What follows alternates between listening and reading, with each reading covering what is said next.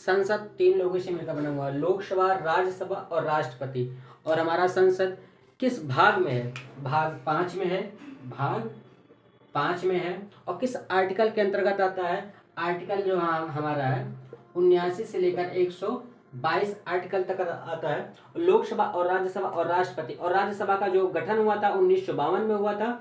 इसमें 12 सदस्य राष्ट्रपति मनोनीत करता है, और राष्ट्रपति सदस्य नहीं होता है। किसका सदस्य नहीं होता है? संसद का सदस्य नहीं होता, मगर ये संसद का एक अभिन्न अंग होता है। जो हमारा संसद है किस पद्धति पर आधारित है? ये एक ब्रिटेन की पद्धति पर आधारित है, ब्रिटेन की पद्धति पर आधारित। अगर आपातकाल घोषित हो जाता है तो लोकसभा को एक दाव में 1 वर्ष के लिए बढ़ाया जा सकता है। आपातकाल खत्म होने के बाद इसे हम 6 महीने के अंतर्गत फिर इसे हम ला सकते हैं। ठीक है। जो हमारा दल बदल होता है, दल बदल किस आर्टिकल के अंतर्गत आता है? दल बदल किस आर्टिकल के अंतर्गत आता है? आप इसको बताइए, किस अनुसूची के अंतर्गत आता है? अनुसूची 10वीं अनुसूची के अंतर्गत आता है। किस अनुसूची के अंतर्गत आता है? 10वीं अनुसूची के अंतर्गत। कोरम क्या होता है? इसमें विपक्ष का नेता क्या होता है? विपक्ष का नेता 1965 में पहली बार विपक्ष के नेता को मान्यता मिली है। 1965 में विपक्ष के नेता को मान्यता मिली हुई है। जो संसद होता है केंद्र सरकार का एक विधायी अंग होता है। किस मॉडल पर आधारित है? ये वेस्टमिंस्टर मॉडल पर आधारित है।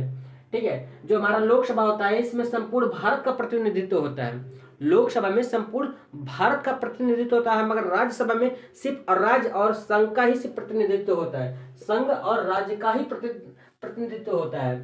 ठीक है। इसमें और फिर इसमें जो कोरम होता है, कोरम में क्या होता है? कोरम में 1/10वें भाग को ही इसमें चुना जाता है, जिसमें लोकसभा में 55 सदस्य होने चाहिए और राज्यसभा में 25 सदस्य ही होने चाहिए। और संविधान में भाषा जो होती है, भाषा 1963 के अधिनियम के तहत इसको मान्यता मिली हुई हिंदी और इंग्लिश में ही बोला जा सकता है। लेकिन इसमें लोकसभा जो स्पीकर होता है इसमें किसी भी भाषा में बोलने के लिए आपको अनुमति दे सकता है। आप किसी भी भाषा में आप बोल सकते होते हैं। लेकिन इसमें जो संसद का नेता होता है, संसद का नेता प्रधानमंत्री होता है। कौन नेता होता है? प्रधानमंत्री होता है, ना कि लोकसभा का अध्यक्ष होता है। लेकिन राज्यसभा का अध्यक्ष कौन होता है? वो उपराष्ट्रपति होता है। राज्यसभा का नेता उपराष्ट्रपति होता है। लोकसभा का स्पीकर, लोकसभा का जो अध्यक्ष होता है, लोकसभा होता है और उसमें लोकसभा का अध्यक्ष ही होता है इसमें। ठीक है। इसमें ये होता है। ठीक है। और इसमें जानने के लिए इसमें क्या होता है? जो हमारा नया संविधान, जो नया संसद भवन बना हुआ है, इसमें नए संसद भवन में इसमें लोकसभा की सीटें कितनी होती हैं? 888 होती हैं। राज्यसभा की सीटें कितनी होती हैं? 384 होती हैं।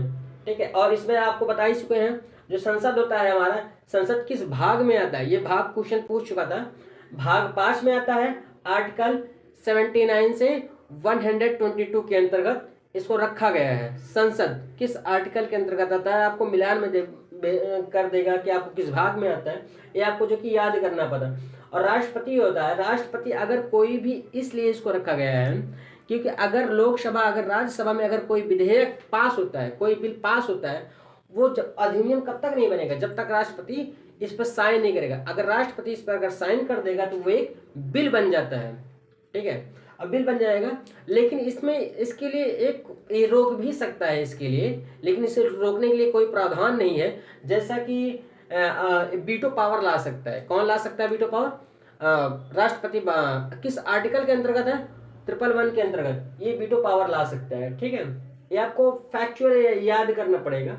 ठीक है। ये संसद हो गया, जो कि मैं आपको ये सारी चीजें बता चुका हूँ। राष्ट्रपति और किस पद्धति पर आधारित, आप ये भी जान लीजिएगा। संविधान में राज्यसभा एक अनुपातिक पद्धति पर आधारित है, अनुपातिक प्रतिनिधित्व प्रणाली पर है। लेकिन लोकसभा जो है एक प्रादेशिक पद्धति पर आधारित है। किस पर है? प्रादेशिक प्रतिनिधित्व प्रणाली पर आधारित है। ये आपको ये फैक्चुअल चीजें याद करना पड़ेगा। ये इसमें एक चीज सबसे अच्छी चीज है, विपक्ष का जो नेता होता है 1965 में पहली बार विपक्ष के नेता को मान्यता मिली हुई है। कब मिली हुई है? 1965 में पहली बार विपक्ष के नेता को मान्यता मिली हुई है। जो हमारे विपक्ष का नेता कौन होता है? जैसे हमारे विपक्ष का नेता को जो अगर संसद में अगर चुनना होता है, सबसे बड़े पार्टी के नेता को ही विपक्ष के नेता को चुनाव किया जाता है। सबसे जो बड़ा पार्टी होती है उसमें जो सदस्यों की संख्या होती है उसी के आधार पर हम इसको चुनते हैं, विपक्ष के नेता को। विपक्ष का नेता का बहुत बड़ा रोल होता है। अगर कोई भी, अगर जो प्रेजेंट टाइम पे जो भी नेता, मतलब जो भी सरकार होती है, और हमारी और आपकी सारी बातों को कौन उठाता है? ये विपक्ष का नेता ही उठाता है।